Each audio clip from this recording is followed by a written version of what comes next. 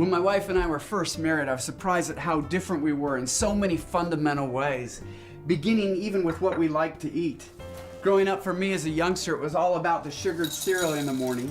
My wife grew up eating 100% whole wheat bread and, things that grow, stuff like that. We learned to compromise for our differences, but then it became more difficult when we had kids, particularly the morning when my son put down his spoon at breakfast time and said to my wife, "Mommy, how come Daddy's cereals have toys and ours don't?" I've since learned that God can use these differences to teach us how to be more faithful believers and how to love.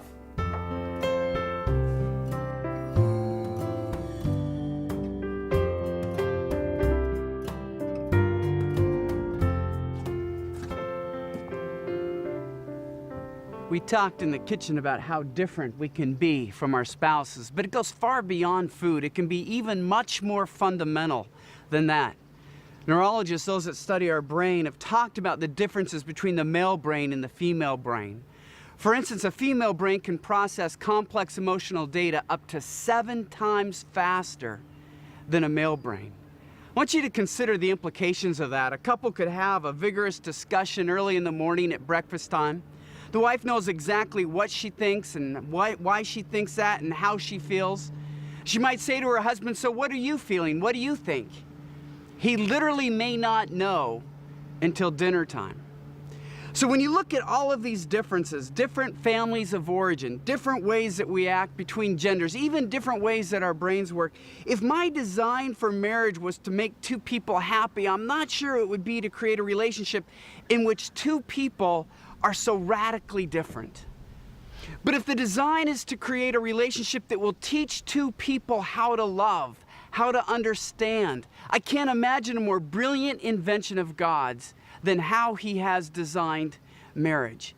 And that's what I want to look at in this session, how marriage is particularly designed to teach us how to love. The spiritual challenge behind this, of course, is that most of us get married not to learn how to love, but to be loved. Isn't that true? Think of your own motivation when you got married. Didn't most of us get married because we were thinking my life will be better with this person than without? And if that's true, that means our primary motivation when all is said and done is really a selfish one. I will be better off if I marry you than if I don't. And so if God's design for marriage is to teach us how to be less selfish, indeed to teach us how to love, you can see how our desires and God's desires might conflict. And until we align ourselves with God's purpose for marriage, we'll not only resent our spouse, we'll ultimately resent marriage itself because it seems designed to put us in these situations where our selfishness is confronted. One of the ways that marriage has pinched my own feet happened to me a couple years ago. I'm a huge fan of college football. I think one of the best ways to spend the fall afternoon is to watch two college teams go at it on the gridiron. But I speak on so many Saturday afternoons in the fall that I don't get to watch nearly as much college football as I would like. But one year there was a huge game that was going to be played on a weekend when I happened to be home. USC was going to play Notre Dame on a Friday night. Both teams were undefeated, and so it looked like the game would have national championship implications. I was so excited about that game. I thought, here, God is rewarding me. I've been faithfully serving Him. On my one weekend off, I have one of the biggest games of the year. I was looking forward to that game all week long, planning to eat while I watched it. I planned my whole day around that schedule. Of course, never thought to even mention the game to my wife. Well, just about a half an hour before kickoff, my wife walked into the room with the local newspaper in her hand, which always causes me concern because I've never found too much exciting come out of the local newspaper. And she said to me, "Gary, I was looking in the paper today and I noticed that Fairhaven has an open house tonight." Fairhaven is sort of a funky shopping area in Bellingham where I live. It doesn't really sell anything that you need. It's more of an artsy type of community, like fancy salad tongs and things like that. She said they're having an open house tonight, and we haven't spent a lot of time lately because you've been traveling so much.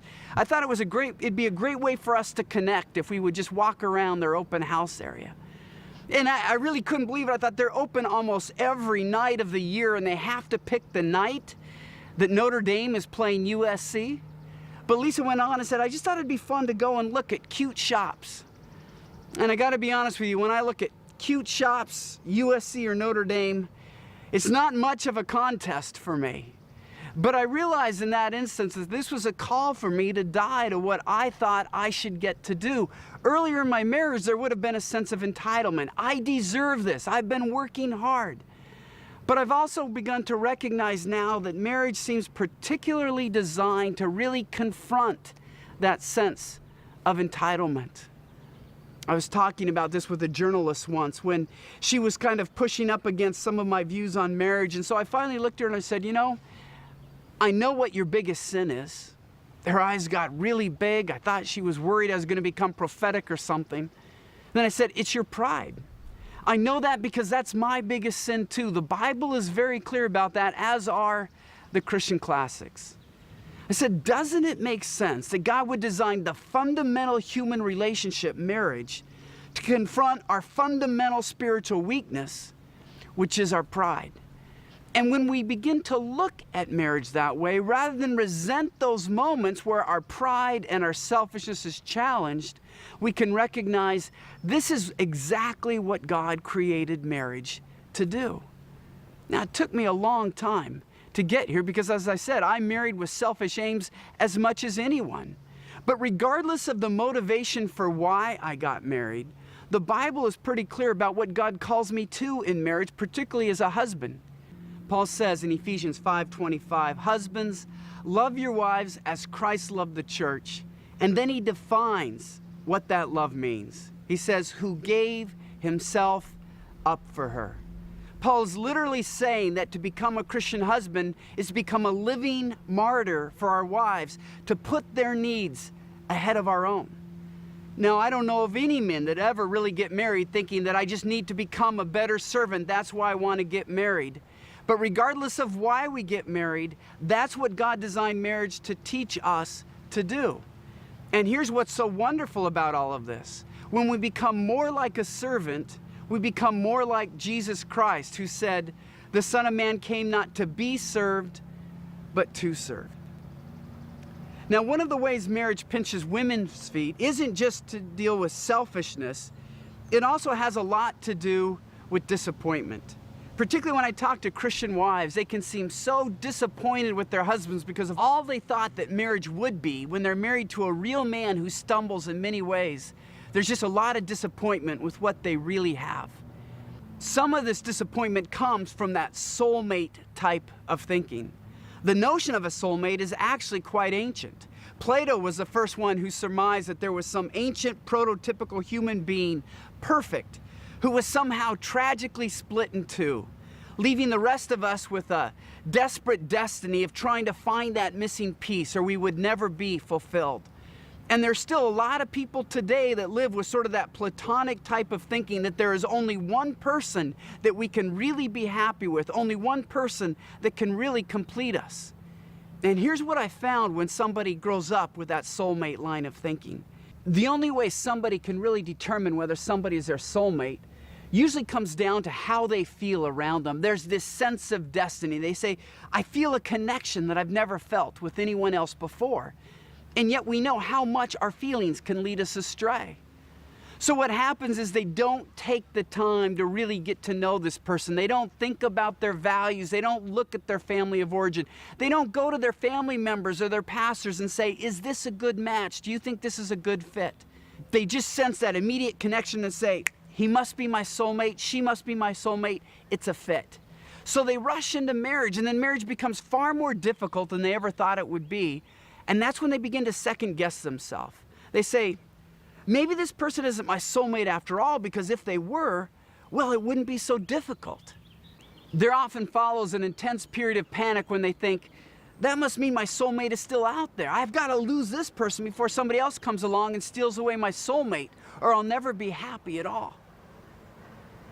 But here's the challenge. I don't believe that the Bible teaches there's only one person that we can be successfully married to. The Bible seems to be far more pragmatic when it talks about choosing a partner to live this life with. Proverbs 31, written to young men in Israel, telling them how to have a successful life, talking about choosing a wife, says this, a noble and godly wife who can find, And then it tells young men what to look for. It lists the qualities. This is a woman who will bless you. And it warns men. It says, don't be fooled by appearance. Don't be fooled by charm. That's fleeting. Find a godly woman. It would say there's nothing like being married to a godly woman. And as a man who's so blessed to be married to a godly woman, I would amen that time and time again. When Paul writes to young men in 1 Corinthians 7, he says, if you're engaged to a woman and you're behaving inappropriately toward her, why don't you just marry her? It's not a sin to get married. It's far better to marry her than to act inappropriately sexually toward other women. And Paul would say to widows in that same chapter, look, if you're having a difficult time controlling yourself sexually, why don't you go ahead and get remarried? It's not a sin. Go ahead and do that. Whenever the Bible talks about choosing a marriage partner, it really seems to be pragmatic. It's okay if you can do it. And it urges us to base that decision on character, not some sense of destiny. I'm not suggesting that God can't lead us or guide two people together. I'm just suggesting that that sense of destiny often makes the process more confusing than helpful. There are objective guidelines based on character that we should use when choosing someone to marry, not this difficult to discern sense of destiny. Think about it this way. Does this sound like God to you? That He would base your future happiness and a lifetime of fulfillment on your ability in your mid to early 20s to find the one person out of over 6 billion on the face of this earth with whom you can be successfully and intimately matched for the rest of your life? Do you think God would base your happiness on something that precarious? Does that sound like God to you? Instead of looking for our soulmate, S-O-U-L, I like to talk about soulmates, S-O-L-E. If marriage is about learning to love, it's about learning to walk out the biblical mandate to grow in love. So my soulmate, S-O-L-E, is someone that God gives me to help me grow in love. So how do you know if the person is the right one? Do they try your patience? Do they occasionally get on your nerves? Do they teach you how to forgive and how to ask for forgiveness? If so, they're the one. They fit the bill. They'll teach you how to love as much as anyone. I'd like to begin to bring our time together to an end by telling you a story that really puts us in an entirely new light. Often when I go into a town to speak on sacred marriage, the sessions will begin on a Friday evening, and I'll fly in that day and be a little bit tired from the travel. And they'll have a dinner with a number of couples there that they'd like me to get to know. And I always like it if there's an engaged couple at that dinner, because I found there's a question I can ask an engaged woman, and it'll take her about 10 or 15 minutes to respond, and I can just sort of rest my voice for a while. And the question is this. I'll say, tell me about your husband-to-be. And she's often running. She says, oh, he's this and he's this. And I so appreciate this about him, and I'm so grateful for this. By the time she's done, I love the guy, and I'd never met him before. I'm kind of thinking I wish I could steal him for one of my daughters. But then later in the weekend, I'll talk to a woman who's been married for 7 months or 7 years or 27 years. And I might say, well, tell me about your husband. And she'll say something like, well, he's not this. He never does that. I wish I could get him to do this. And I remember going to my hotel room one night and throwing myself down before the Lord and asking this question, God, when does a man go from what he is to what he isn't in a woman's eyes? When does a man stop being defined by everything he is and becomes known primarily what he's not? And the sad answer to that is often marriage. Because of all of the hopes and the idealized notions and the expectations that we pour on this relationship, when we marry a real, breathing person who stumbles in many ways, we can begin to define them by their faults and by what they're not. But there's a young couple from my home state of Washington that gives us an entirely new perspective on love. Brian and Haley grew up in Southwest Washington in the shadow of Mount St. Helens. It's a very rural part of the state, surrounded by tree farms. They got together at a very young age. They were just 15 and 16 when they became an item, and eventually became engaged when they were just 18 and 19. Brian had already begun building this wonderful rural home right by the river. It was a cabin that he was building on part of his brother's land. They weren't married yet, they were still engaged, but Brian was working hard to save up what he could to give him the best start possible. That's why he was working the day after Christmas, December 26. Brian had been working on machinery all morning, and so his coveralls were coated in grime and grease and in oil. When they broke for lunch, it was pretty cold, so they decided to light a fire in a burn barrel to keep warm while they ate their lunch. But the fire began to get a little bit out of hand, and since they were working on a tree farm, fire is one of the things they feared most. So Brian reached behind him. There were a number of buckets there, and he thought one of them was filled with rainwater, and he thought he would pour that on the fire to douse the flames. Only discovered to his horror that it wasn't rainwater in the bucket, it was gasoline. Brian created a bomb that enveloped his entire body in flames and burned him so severely that he lost 90% of the skin on his body. Doctors were horrified when they looked at him on their table. He was pretty much an open wound, and so they had to go to cadavers or corpses and cut out post-it-sized patches of skin, which they carefully quilted over what was left of his body to prevent infection from setting in. I say what was left because he was so badly damaged they had to amputate both of his arms and one of his legs. Brian was in a coma for some time, but when he came to, his mom was there in the hospital room, as was his fiancée, Haley. Brian finally got up the courage to ask his mom something that had really been bothering him. He had been blinded in the accident, and so he was concerned, why couldn't he feel his arms? And that's when his mom had to deliver the awful news that his arms had been amputated.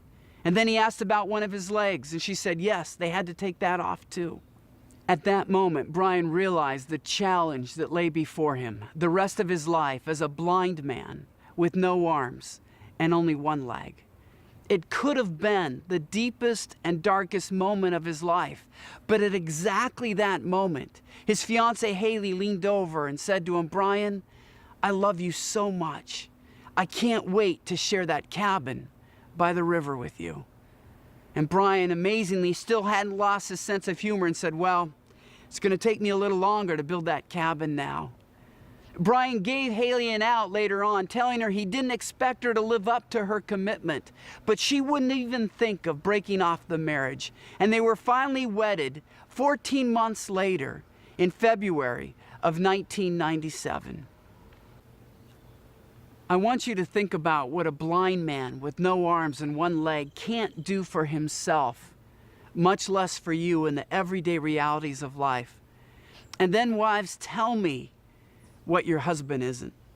Husbands, tell me how your wife disappoints you. See, I think the reason this story moves me so deeply is that if I can be bold, it's my story and it's your story. I was blinded in my sin, as were you. We were crippled by the wrong choices we had made, and yet in the midst of our darkness and despair, our Father leaned over and said, I love you so much, and I'm preparing a home for you that we'll share for all eternity. And having been loved like that, he says to us, and will you love my daughter? Or wives, he says to you, will you love my son as I have loved you? I'd like to bring our time to an end by teaching you a prayer. It's designed to confront the question that many of us ask, oftentimes unconsciously, when we wake up and say to ourselves, am I happier today than I was yesterday? If the answer to that is no over a long period of time, we may even begin to question our commitment to that relationship. But I think a much healthier question is in the form of this prayer. Lord, how do I love my spouse today like they've never been loved before and never will be loved again? When the focus is on love, it's amazing how it turns the entire equation of our marriage around. Brian shocked me when he told me that he's had far less bad days after his accident than before.